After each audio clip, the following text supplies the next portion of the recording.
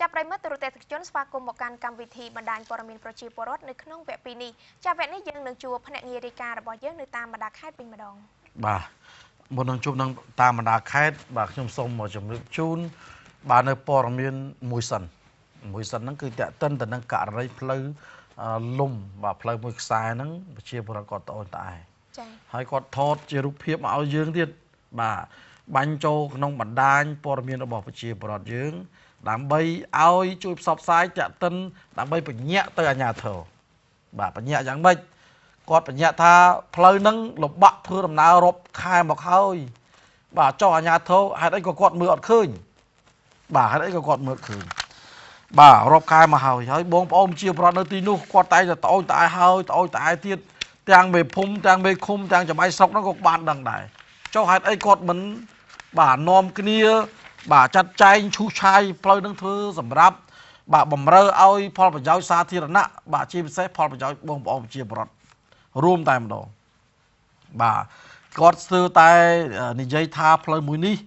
បាទคล้ายទៅជាផ្លូវមួយសឹងថាស្រុកខ្មែរថារើអត់មានចា៎រើអត់មានទេបាទផ្លូវនេះបាទធម្មតាទេតែផ្លូវណាដែលធ្វើដំណើរទៅល្អបាទជាបរិវត្តអាស្រ័យផលផ្សេងបាទមានការតំណាក់តំណងបណ្ដាញធារាសាស្ត្រហេដ្ឋារចនាសម្ព័ន្ធល្អគេសរសើរទៅលើអាជ្ញាធរក្នុងដែនគ្រប់គ្រងរបស់ខ្លួនប៉ុន្តែបើផ្លូវនេះយើងមើលវិញបាទលំបាកប៉ុណ្ណឹងថាតើអាជ្ញាធរនឹងយកបុកទៅទុកឯណាបាទជាពិសេសមេឃុំច្បាយស្រុកនឹងតែម្ដងផ្លូវនេះនៅក្នុងភូមិត្រពាំងបនបាទបើតាមសារដែលបងប្អូនជារដ្ឋផ្ញើមកនេះបញ្ជាក់ថានៅក្នុងភូមិត្រពាំងបនឃុំព្រែកគីស្រុកចន្ទទ្រាខេត្តស្វាយរៀងបាទហើយផ្លូវនេះនឹងត្រូវដាក់ចូលក្នុងបញ្ជីបាទជាសម្បត្តិកិត្តិភ័ណ្ឌពិភពលោកទៀតអ្នកសរសេរនេះសាហាវយកផ្លូវហ្នឹងទៅដាក់មិនបាទដាក់អត់កើតទេប៉ុន្តែគាត់ថាដាក់មិនកើតមិនបើផ្លូវស្រុកខ្មែរមានតែផ្លូវហ្នឹងមួយលំបាកជាងគេបាទបាក់ជាងគេនៅក្នុងស្រុកនៅឃុំព្រៃគីស្រុកចន្ទទ្រាខេត្តស្វាយរៀងបាទហើយដែលជាផ្លូវពិបាកធ្វើដំណើរជាងគេដោយសារក្រុមឡានដឹកកម្មកររោងចក្រហើយក៏ដូចអីក្រុមហ៊ុនផ្សេងហ្នឹងដែលមានដឹកលើសទម្ងន់ដឹកអីហ្នឹងវាជួបជាបញ្ហាបាទហើយបងប្អូននៅទីនោះបាទសូមអំពាវនាវឲ្យសម្ដេចតេជោហ៊ុនសែនជួយធ្វើផ្លូវមួយខ្សែនេះផងបាទសពថ្ងៃពួកគាត់ពិបាកក្នុងការធ្វើដំណើរខ្លាំងណាស់ទាំងរដូវប្រាំងនិងរដូវវស្សាមានន័យថារដូវប្រាំងហ្នឹងគឺហុយចា៎ធ្វើអត់បានទេបាទធ្វើដំណើរទៅវាហុយជុកមើលគ្នាអត់ឃើញវាបង្កមានបញ្ហាគ្រោះថ្នាក់ចរាចរណ៍ដែរលុះដល់រដូវវស្សាបាទមើលឃើញជាក់ស្ដែងអញ្ចឹងផុកភក់កាន់តែលំបាកជាងរដូវប្រាំងទៀតបាទរដូវប្រាំងគាត់ថាបងប្អូនប្រជាពលរដ្ឋឬក៏សិស្សនិស្សិតមួយចំនួនដែលគាត់ធ្វើដំណើរតាមផ្លូវហ្នឹងគាត់ដូរពណ៌កន្លងទៅឈុតសឯកសណ្ឋានជាសិស្សស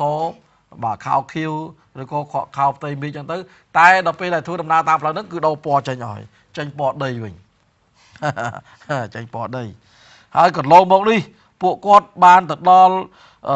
លោកអភិបាលស្រុកក៏ដូចជាលោកមេឃុំលោកមេភូមិដែលជាអ្នកពង្រឹងភូមិឃុំមិនដែរចុះបាទគាត់ស្នើទៅដែរប៉ុន្តែពួកគាត់នឹងពួកអស់លោកដែលទទួលពង្រឹងនៅឃុំព្រែកគីស្រុកចន្ទទ្រានឹងអត់ដែរអើពើទេចំពោះផ្លូវមួយខ្សែនេះបាទហើយប្រជាពលរដ្ឋគាត់អំពាវនាវថាបើសិនបែបហ្នឹងទៀតថាតើចង់បានអីពីគាត់តែបងថ្ងៃមុខនេះចង់បានអីទៀតពីគាត់បាទព្រោះអីចិត្តដល់ហើយចិត្តដល់រដូវចង់បានហើយតែបើសិនយើងអត់ធ្វើទេប្រហែលជាមេភូមិមេឃុំនៅមេស្រុកអីប្រហែលមិនអាចទេបាទมันអាចទទួលយកអ្វីដែលជាផលវិជ្ជមានពីបងប្អូនប្រជាពលរដ្ឋបានដូចយើងដែលធ្លាប់បានដូចពួកគាត់ដែលចុះទៅពង្រឹងដើម្បីសុំនោះទេគឺมันអាចទេអញ្ចឹងទេតនមានឱកាសល្អបាទតនមានឱកាសដែលបងប្អូនប្រជាពលរដ្ឋត្រូវការយើងប្រឹងឲ្យហើយទៅ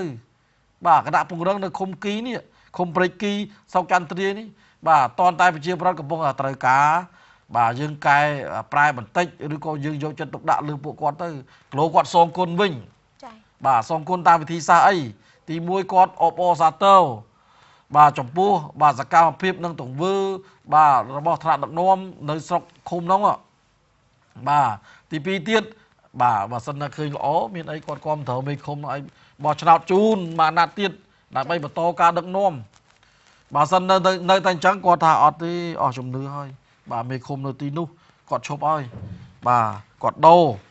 tại ơi mê không nạt thầm ấy chẳng đây làm bây con nghi xuống trong cá bà sai dạ tông trong cá tầm nhẹ tầm nông trong cá sông bà thư cô sang ấy xây nâng bà mê không còn ạt ra cam đã hơi bà ơi cái nạp bằng răng nơi tí nu hạ bệnh đôi chi bản toan bàn dầu chân tục đại ấy cô chẳng bao nhiêu ngọt đắng đi bà mà tay phơi đi khâu cho hơi bà nơi phum tập yang bon khum prey ký sọc chăn triết khai xoài riêng bàនេះគឺជាបងប្អូនជាប្រដ្ឋដែលគាត់បានសរសេរចូលនៅក្នុងបណ្ដាញព័ត៌មានជាប្រដ្ឋយើងបាទគាត់ថាសូមឲ្យជួយផ្សព្វផ្សាយផងបាទជាពិសេសបងប្អូនកម្មការនីដែលគាត់ធ្វើដំណើរមកធ្វើការងាររោងចក្របាទគាត់ថាគាត់លំបាកណាស់ចំណាយពេលមិនតិចទេបាទធំតែចំណាយពេលតែកន្លះម៉ោងដល់ពេលផ្លូវលំបាកបែបហ្នឹងគឺចំណាយពេលជាង1ម៉ោងបាទជាង1ម៉ោងទើបមកដល់កន្លែងធ្វើកិច្ចការងារហើយគាត់តែងតែងើបពីយប់អីចឹងណាបាទងើបពីយប់គាត់ដងគាត់ងើបតែម៉ោង5កន្លះហើយគាត់ចេញដំណើរមកហើយអាចចូលមកធ្វើការតាន់ពេលហើយម៉ោង6កន្លះម៉ោង7ហ្នឹងប៉ុន្តែអត់ទេតងើបម៉ោង4មិនទៅរួចដោយសារតែគាត់ធ្វើដំណើរមកដល់ចំណុចផ្លូវហ្នឹងគឺពួកគាត់ត្រូវចុះដើរបាទត្រូវចុះដើរមិនអាចបន្តដំណើរបានដោយងាយស្រួលប្រហែលទេបាទអញ្ចឹងនេះជាសាររបស់បងប្អូនជាបរដ្ឋដែលគាត់បានផ្ញើរូបភាពនេះបាទមកក្នុងកម្មវិធីបណ្ដាញព័ត៌មានប្រជាពលរដ្ឋបាទឲ្យធ្វើការផ្សព្វផ្សាយហើយដើម្បីដាស់តឿននិងបញ្ញត្តិស្មារតីដល់ថ្នាក់ដឹកនាំជាពិសេសមេឃុំ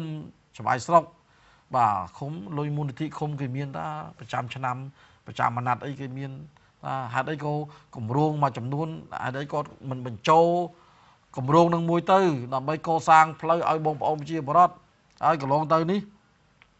បាទសម្ដេចនាយកហ៊ុនសែនក៏បានផ្ដាំផ្ញើទៅមន្ត្រីក្រមអាវ៉ាត់ទាំងអស់បាទឲ្យសរសេរបិទផ្លាកនៅលើតាមការិយាល័យហ្នឹងបិទផ្លាកសរសេរចុះមើលផ្លូវបាទព្រោះផ្លូវនេះសំខាន់ណាស់